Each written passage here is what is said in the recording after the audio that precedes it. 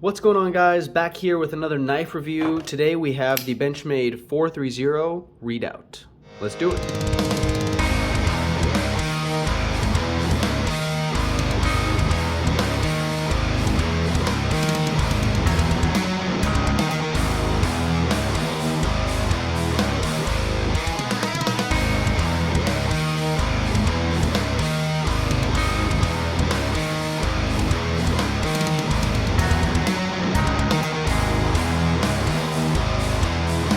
Alright, here we are. Before we get too far into this review, I just wanted to thank BladeOps from Salt Lake City, Utah for sending this knife along for review. I've recently become an affiliate with BladeOps, so if you are interested in this knife or any other knives that I review, I would encourage you to check in the description below for a link straight to BladeOps where you can find this exact knife, along with many others. They have a phenomenal inventory, all the best brands, all kinds of really great stuff, production models, some rare stuff, exclusives, you name it. But definitely check them out. Full disclosure, if you click on the link and purchase from them using that link, I will get some kickback. It is going to drastically help the channel. Everything I earn from this is going to go straight back into making better quality content for you guys and getting more different new knives on the channel for y'all to see. So I'd really appreciate it if you check it out. Again, they've got all kinds of great stuff on there, and I will be sharing all kinds of new knives from them, coming up in the future here. So with that out of the way, let's actually jump into this awesome new knife from Benchmade. This is a 2022 model, just hit dealers, I want to say in the last couple weeks, if not the last week itself. Very new model, so I'm really excited to jump into this. The first thing that I want to talk about is our blade steel here, which is something a little new, CPM D2. So I'm sure everyone's familiar with D2. It's been around for a long time. It's pretty popular, sort of a budget steel. But now we're kind of adding this little wrinkle here, and we're throwing in this CPM designation here. So basically what that means, if you're not familiar, if you are, you can go ahead and skip this or just keep watching. But if you're not familiar, it's the same chemical composition as regular standard D2. However, this is from Crucible now, which is the CPM, Crucible Particle Metallurgy. What they do is they take atomized metal and alloy powders, they mix them together, they compact it, and then they sinter it, which is basically a process of extreme heat and pressure, which is going to turn all those those particles into a solid structure without actually melting the steel. And basically what that does is that provides the steel with a much finer, more refined microstructure, smaller grain size, and that's going to give it much better toughness. It's going to allow the steel to be hardened higher without losing as much toughness. So basically what we get with CPM D2 over regular D2 is higher toughness, and as a result of slightly higher hardenability, I would also expect a little bit higher edge retention. So data has suggested that CPM D2 is going to have slightly less toughness than M4, but relatively close, much closer than standard D2. And edge retention, that's going to be just better than CPM 154. The corrosion resistance, I think, is going to stay the same because that has to do more with chemical composition as opposed to physical microstructure. But basically, we're going to have a much tougher steel than regular old D2, which is great. And from some data from Outpost 76 in the past, it seems like Benchmade hardens their D2 between, I would say, 59, 60. So I would guess this one probably is going to be around 60, 61, right in that same range, but slightly higher. I would guess. Again, I don't have data to back that up at the moment. This is still pretty darn new, so we'll check up on that. But that's just some conjecture based on the science behind it. So really interesting steel. Long story short, almost as tough as M4, better edge retention than CPM 154, still a semi-stainless steel. You could probably say that, why didn't they just use crew wear? Because ultimately crew wear is going to have slightly better edge retention and still better toughness at a similar level of stainlessness. I think this steel is probably a little bit easier to sharpen, and it's likely, and I don't know this for sure, but it's likely that it's also a little bit cheaper to manufacture, and they can get a better price on this knife. Which leads me to the next thing. We can talk about price, $162 for this phenomenal Benchmade knife, which I think is actually priced very well. I think that's a very fair price for what you're getting here. So, you know, do with that information what you will, but 162, not too bad. Let me grab a couple knives here. We'll do a quick size comparison. So one thing that I find really interesting is that although not necessarily in between in terms of size, I find the Redoubt to be a pretty good in-between, a conglomeration, if you will, of the Bugout, the standard FRN Bugout, and the mini Adamas or the large Adamas, which I am not in possession of. And the reason I say that is the handle material on this guy is almost entirely this GRN material that Benchmade loves to use. And there's definitely some pros and cons to that, but you can see inside, maybe, there's a slight liner about a third, just under a half of the way down the handle of the knife. Very similar to how they do in the Bugout. There's just a small little nested liner in there to house the hardware and equipment for the pivot and the axis lock, which is absolutely necessary. But then the bulk of the rest of the handle is Grivery, right? So it's actually very lightweight, 3.7 ounces for this relatively larger, thicker knife, which is not bad, and it feels very lightweight in the hand. It feels very lightweight in the pocket. So I get that they're kind of going for that more lightweight aesthetic, which kind of lends itself to being a cousin of the Bugout. However, when you look at the actual use case for the knife and the blade, being a slightly thicker blade and a tougher steel, lends itself to this closer relation with the mini Adamas or the full-size Adamas, while still being slightly more compact and lighter weight. So slightly thinner blade. I think this one's a 0.13 inch, so 130 thousandths blade stock, and I'm not quite sure the number off the top of my head of the Adamas, but you can see it's clearly thicker, the Adamas. So tougher blade, tougher use case. It's a little bit more of a work knife compared to the Bugout, similar to the Adamas, but it's lighter than the Adamas, and considerably, I guess you could say, easier to carry.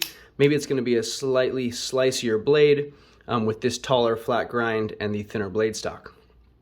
So I think that's kind of a good way to describe it, somewhere in between the Adamas and the Bugout.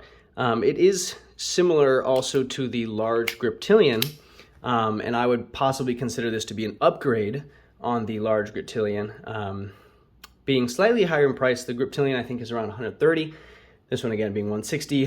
Standard Bugout's now coming out about 150. The mini Adamas looking around 225, and the large Adamas looking at 250. So this sitting at 162 is a really good in-between place for what you're getting, which is still a very heavy-duty knife. And I've seen some great videos kind of hammering on this CPM D2 blade, and the thing performs really well. But you're getting a more lightweight package, which is sometimes very desirable. So that's the comparison with those other knives. I'll talk a little bit more specifically about this one now. So we covered the blade steel, I should say, and the blade shape a little bit. I love Benchmade's Cerakote. It has this textured finish Cerakote, which is very similar to the one on the Adamas. Although it looks like the Redoubt has a slightly more textured look. I don't know if that's just me, but that's what I see on there. And so it looks amazing, and it is very protective for corrosion, and as well as wear resistance. It's going to help you for scratching. So that's a plus for me. Also, I think is really cool that they anodize these thumb studs ever so slightly dark green.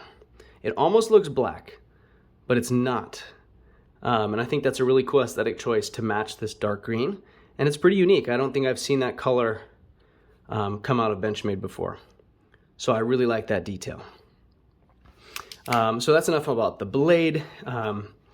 As far as the handle, it's definitely got the Grivery feel, right? You can hear that, similar to the Bugout.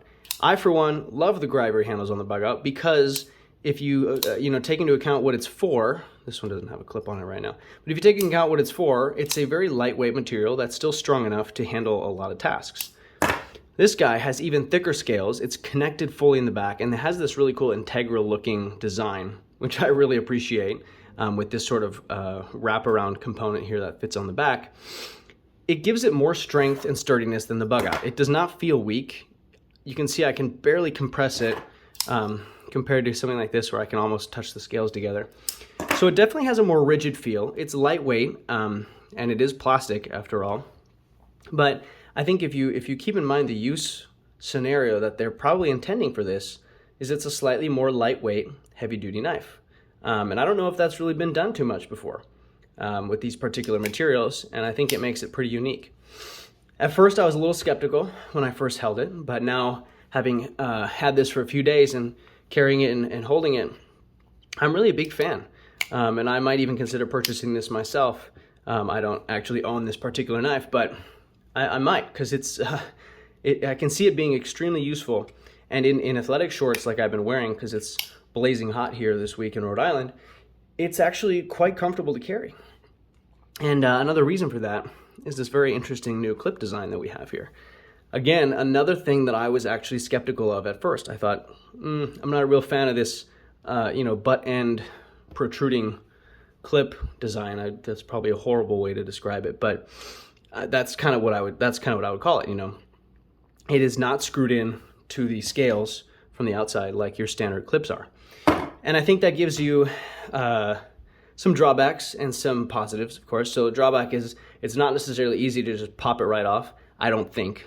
Maybe you can just pull out this screw and then slide it out. Not 100% sure. This isn't my knife, so I won't be disassembling it. But it seems to me like this kind of clip, it's easier to remove, and if you need to bend it or fix it or whatever it is, swap it out. This one you can't really swap out for any kind of aftermarket clip, I wouldn't think, unless people are already making them for this knife, which I would be surprised by. But the one really nice thing is it's like an extremely deep carry clip, because you can see the clip actually extends ever so slightly beyond the bottom of the knife. So if you put something, I'm going to close this so I don't cut myself. Pretend this rag is your shorts. You can see how it goes. Maybe you can see it, I don't know. This was probably a bad idea. But you can see how it almost goes all the way to the top. And again, your shorts are probably a little thicker than this, but essentially it does a really good job of securing that knife in your pocket without any of it at all sticking out. So you've got all clip. And this is a very nice sturdy clip. The retention is great. It slides into the pocket very well despite having this heavy texture. So I appreciate that, actually. We'll see how people like this moving forward when carry the knife more, using it more. But I seem to like it. Last thing, action. Straight out of the box, it was dropping shut. This is not tuned up whatsoever. No lock stick. The QC on this guy was really good. I don't know if that's indicative of all of Benchmade's new stuff or if they just sent me a really good one, but I'm really impressed. Centering is absolutely good to go, and there's not a lot of room for error here, which is pretty good. They're pretty tight on this knife, the tolerances, and it's done well. So I'm happy to see that.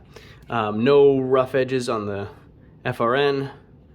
It's comfortable to hold. Ergonomically, it fills my hand really well. I get good jimping everywhere it needs to be. Good grip on it. It's not going anywhere. If I had gloves on, it would fit really well too. It's a good sized knife, 3.55 inch blade. It's just robust enough without being too huge. Similarly comfortable to this. Maybe the Adamas is a little more comfortable because it's got a little more heft to it, a little more weight, but this guy is not as comfortable to carry in a shorts pocket compared to the Redoubt, which is something that I think is a significant thing to consider. So there's that. But yeah, overall, I'm actually really impressed with this design. When I first saw the pictures come out, I didn't necessarily have any crazy high expectations, but now having had it in hand, I'm like, shoot, I don't want to send it back. So, it has truly surpassed my expectations, and I'm pleasantly surprised by how much I like this knife. I think it's going to be highly useful for people out there that want a slightly lighter weight, but still hard user. I think it'll be absolutely capable and very comfortable to carry. So with all those things in mind, I will leave you guys. Try not to make this video too long. I just have a lot to say about this knife. But again, if you're interested, please click on that link below. Check it out. BladeOps has very, very good pricing and excellent fast shipping. as well as, like I said before, really high, good inventory of all kinds of stuff. So check them out. But yeah, that's it for this video, and we'll see you in the next one. Thanks so much for watching.